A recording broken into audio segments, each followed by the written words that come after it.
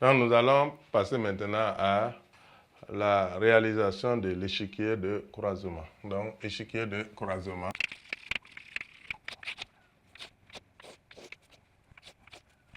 Donc, gamète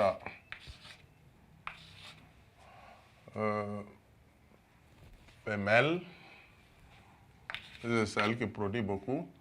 Gamète mâle, on a 1,5 de X, G, petit n, 1,5 de Y. Mâle et femelle, on a A% donc de X, grand G, grand N. J'ai dit que je vais mettre les gamètes parentaux à l'extrême.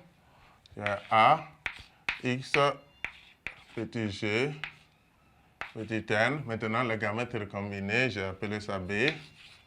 X, grand G, petit n et B.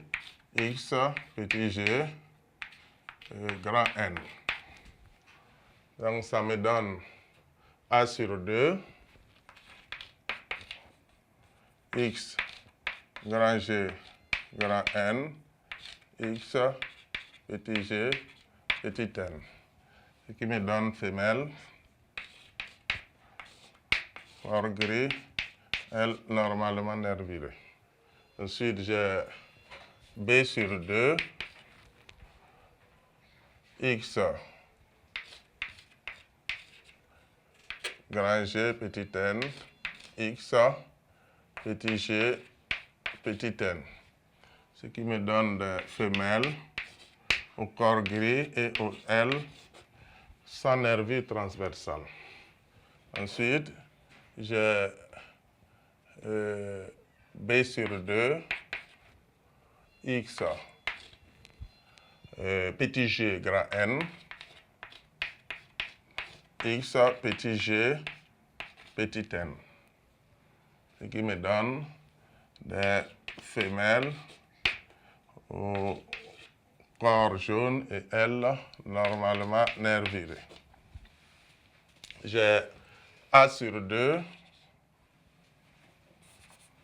donc j'ai A sur 2, X, petit G, petit n, X, petit G, petit n. Ce qui me donne des femelles au corps jaune et elles dépourvues de nervures transversales. Ensuite, j'ai A sur 2, X, grand G, grand N et puis Y. Ce qui me donne des mâles au corps gris, L, normalement nervuré.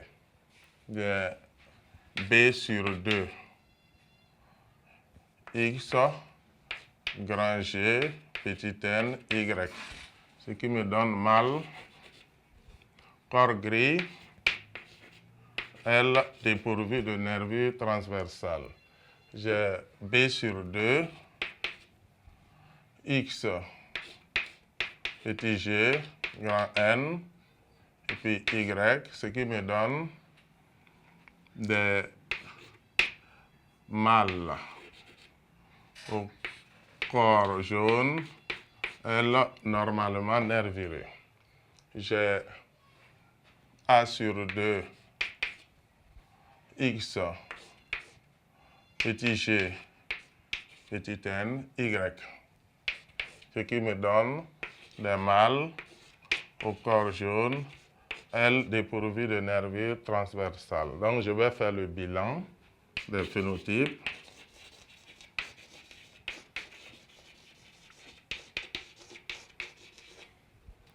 Bilan des phénotypes.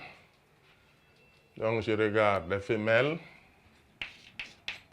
au corps gris, elles normalement nervurées.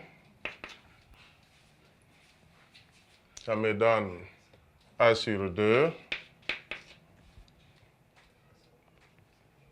Et je regarde encore, femelle au corps gris, elles normalement nervurées. Donc, je ne vois plus. Ensuite, je passe au mâle. Corps gris, L normalement nervuré.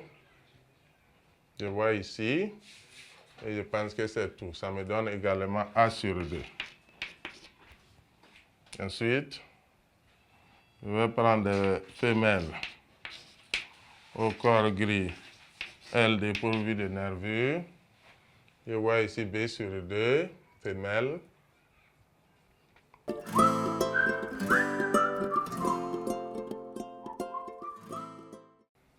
Et c'est tout. Ça me fait donc B sur 2.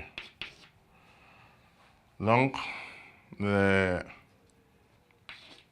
femelles au corps.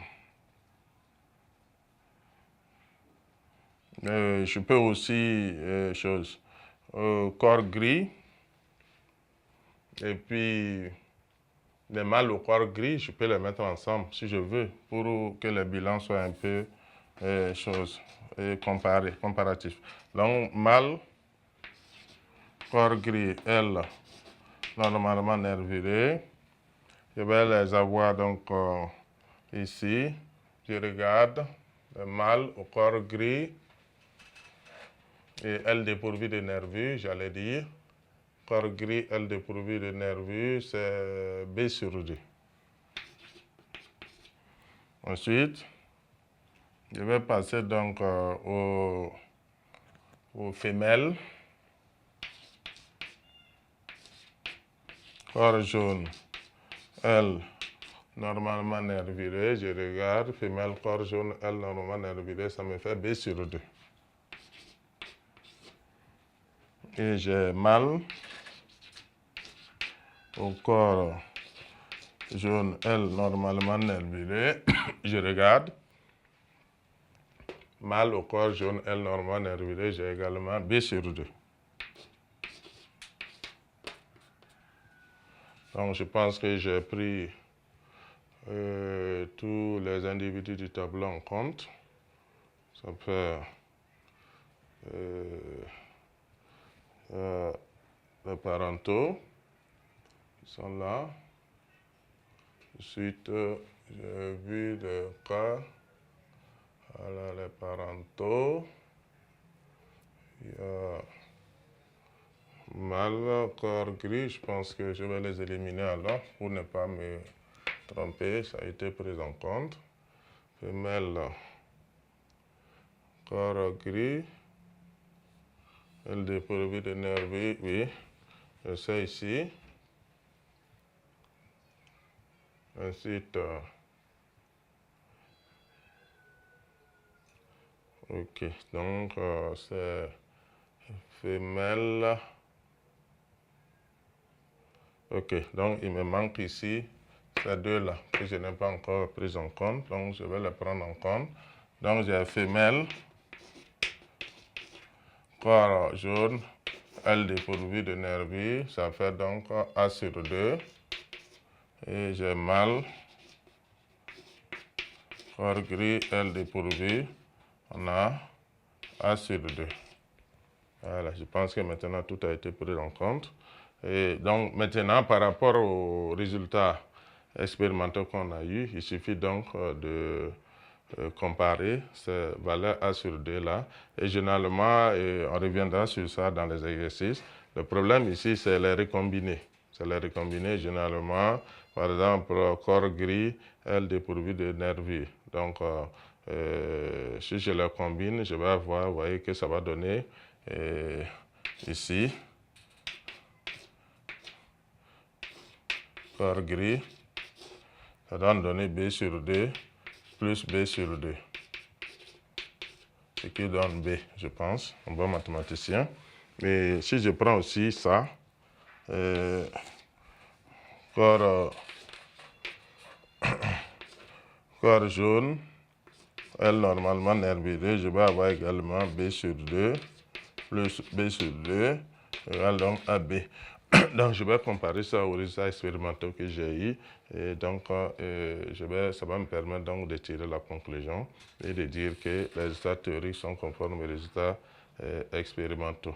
Donc ici, bien sûr, on va donc dire que ces résultats sont conformes et que dans les deux croisements, en conclusion, les résultats théoriques et expérimentaux sont conformes et donc ce qui vérifie l'hypothèse. Voilà, l'hypothèse, que c'est un cas de dihybridisme à gènes hétérosomaux, on va dire, puisque c'est des gènes à gènes hétérosomaux avec donc phénomène de crossing over. Et généralement, le pourcentage de recombinaisons, on va le trouver donc en ajoutant les recombinés, c'est-à-dire ces deux-là, et ça nous permet d'obtenir le pourcentage de recombinaisons.